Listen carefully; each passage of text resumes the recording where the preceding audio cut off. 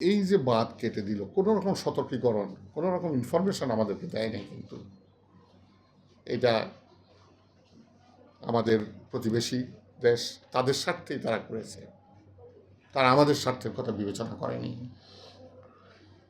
এবং এই যে গত 15 বছর 20 বছর যাই বলেন না কেন, এই যে ভারতের সাথে যে চুক্তি হয়েছে তাতে ভারতই বেশি লাভবান হয়েছে।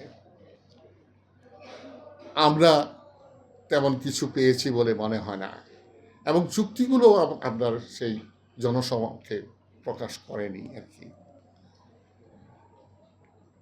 আমাদের দেশ ভাটির দেশ, এটা স্বাভাবিক যে আপনার পানি আপনার ভাটিতে আসবে, উপর থেকে নিচে আসবে, কিন্তু আপনি যদি এটাতে অবস্ট্রাকশন সৃষ্টি করেন, আপনি যদি বাঁধ সৃষ্টি করেন, আবার বাঁধ খুলে দেন, তাহলে তো এটা তো তারপরে যে সমস্যা, এটা তো মানব সৃষ্ট, এটা তো প্রাকৃতিক না।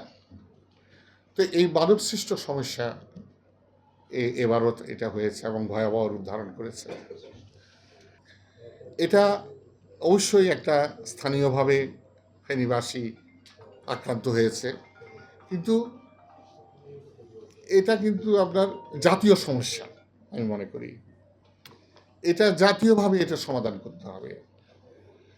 আমরা লোকালি আমরা করতে পারি, ত্রাণ দিতে পারি, রিহ্যাবিলিটেশনের জন্য আমরা কাজ, পুনর্বাসনের জন্য আমরা কাজ করতে পারি, কিন্তু এই সমস্যার সমাধান জাতীয়ভাবে করতে হবে।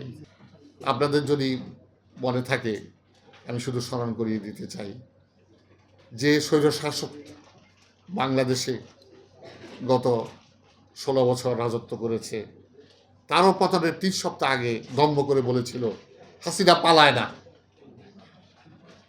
তারপরে কি হলো? তিনি পালান নাই, পালাতে হয়েছে। কেন হয়েছে জানেন? যে